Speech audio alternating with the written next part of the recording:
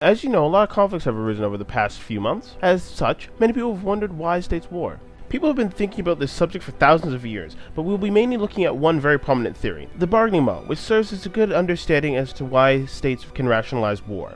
Before we get into that, what do states fight over? Well, the biggest thing is territory. You can see that from the Russia-Ukraine conflict, the Israel-Palestine conflict, India-Pakistan, well, you get the picture.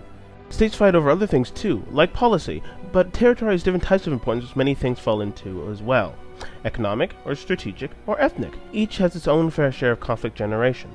However, many states, despite the disagreements on the things mentioned previously, will not go to war.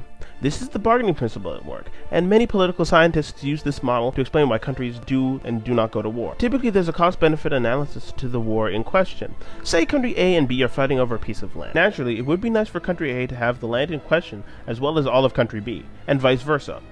But there is a sweet spot in the middle represented in green that will take neither country to war because it's not worth it. Anything further than that, represented in yellow from country A's perspective, or blue in country B's perspective, both sides will go to war.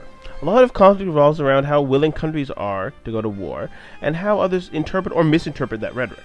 Getting states to do what you want using rhetoric is called rhetorical coercion. This works well most of the time, but the problem is that sometimes countries don't have all the information, which hinders them from making a good cost-benefit analysis. This is the problem with World War I.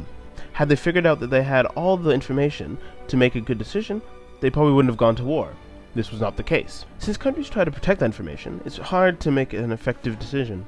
Brinksmanship, which started during the Cold War and was used significantly during the Cuban Missile Crisis, putting both the credibility and the arsenals of the US and the USSR on the line to see if the US would actually use their nukes or if the USSR would relent in Cuba. The second example is hand-tying, in which you use rhetoric to force yourself into a conflict if the opposing party does not do what you want. With both these strategies, if you back down, you will lose credibility.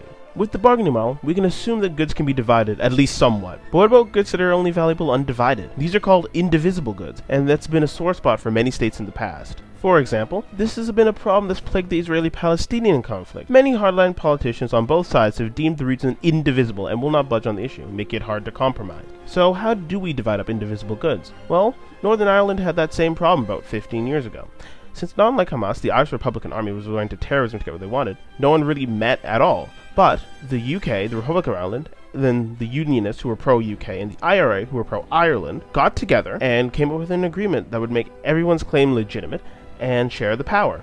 This is grossly oversimplifying, mind you, but this is called the Belfast Agreement, and it paved the way for peace since 1998. So what do you think? Is war inevitable? Are there any other reasons why countries would go to war? Join the discussion. Leave a comment below, and I'll see you next time.